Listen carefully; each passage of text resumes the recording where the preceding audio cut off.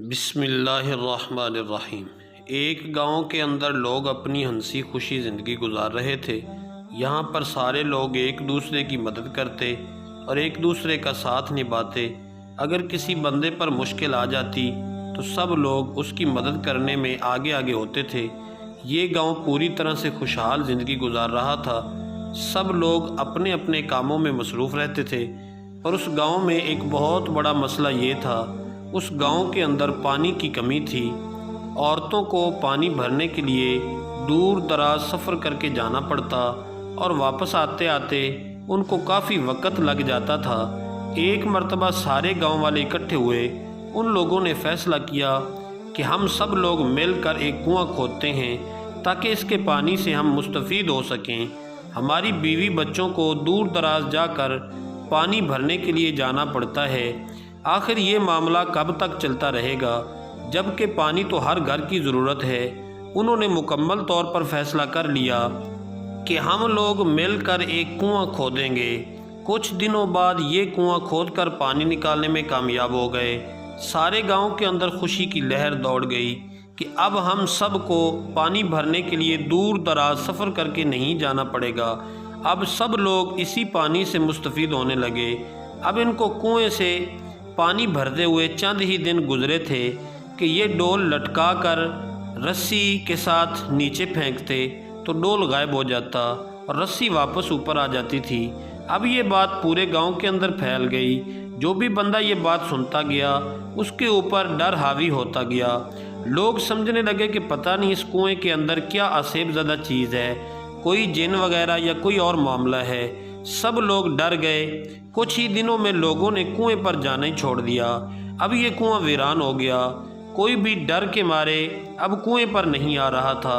سارے لوگ اکٹھے ہو کر کنویں کے پاس آ گئے اور آ کر سوچنے لگے کہ اب ہم نے کافی محنت سے اس کنویں کو کھودا ہے اور کھود کر پانی نکالا ہے، اس کو ہم کیسے ویران چھوڑ سکتے ہیں؟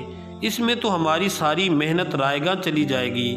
اس گاؤں کے اندر دو بھائی رہتے تھے۔ ان دونوں بھائیوں کی آپس میں کافی گہری دوستی تھی۔ ان میں سے ایک لڑکا یہاں پر موجود کنویں پر کھڑا ہوا سن رہا تھا۔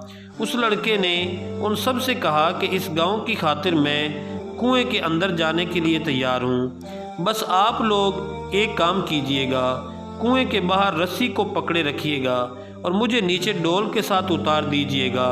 میں جا کر دیکھوں گا کہ آخر معاملہ کیا ہے، پر میری شرط یہ ہے، اس رسی پکڑنے والوں میں سے ایک بندہ میرا بھائی ہونا چاہیے، ورنہ میں نیچے نہیں اتروں گا۔ یہاں پر موجود لوگوں نے حامی بھر لی۔ اس کے بھائی کو بلایا گیا اور رسی کا انتظام کیا گیا۔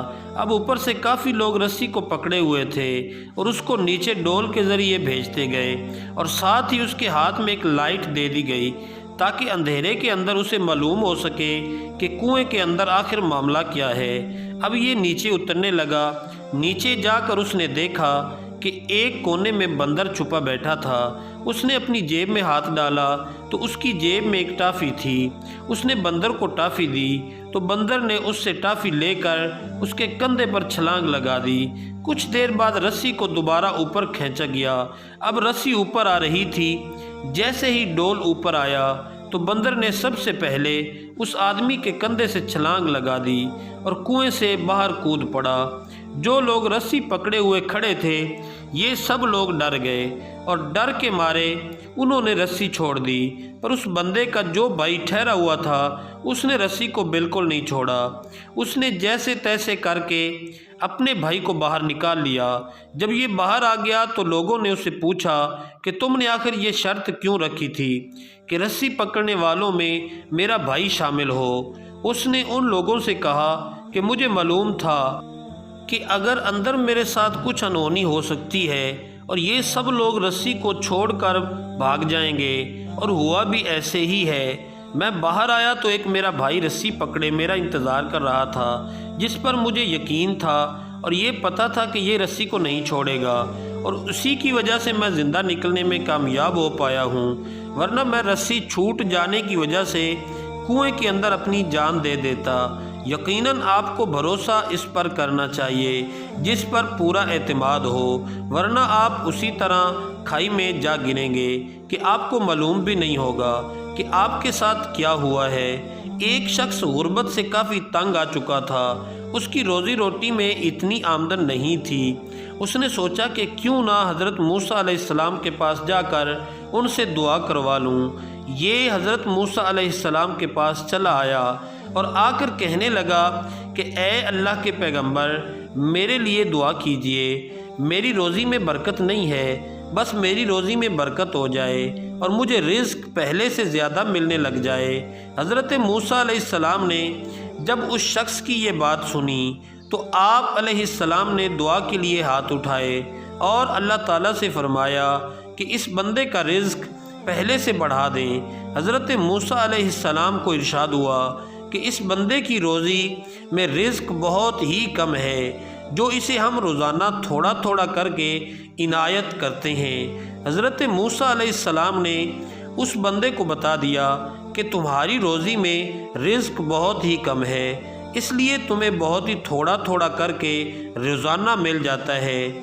اس بندے نے حضرت موسیٰ علیہ السلام سے فرمایا کہ آپ اللہ تعالیٰ سے عرض کریں کہ میرے حصے میں جتنا بھی رزق ہے وہ مجھے ایک بار عنایت فرما دیں۔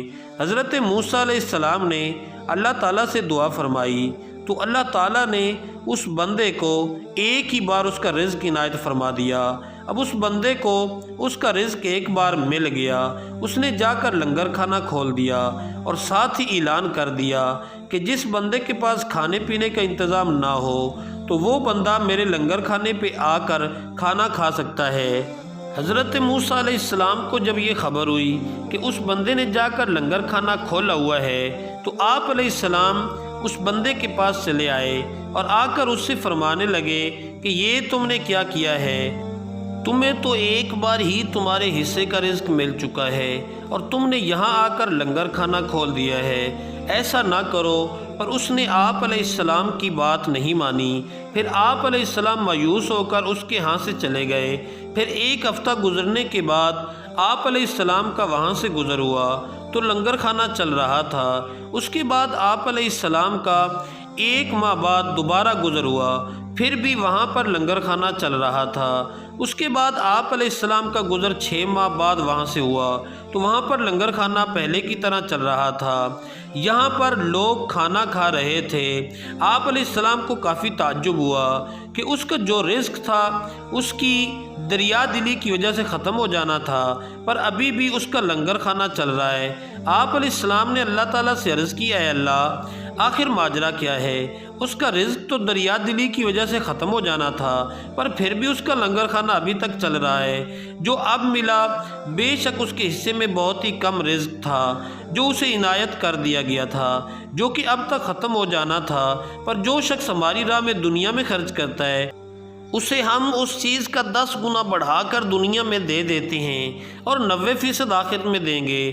یہ شخص بھی ہمارے قانون کے دائرے میں ہے، اس لیے یہ جو بھی ہماری راہ میں خرچ کرتا ہے ہم اسے 10% بڑھا کر دے دیتے ہیں۔ اس بات میں کوئی بھی تعجب نہیں ہے۔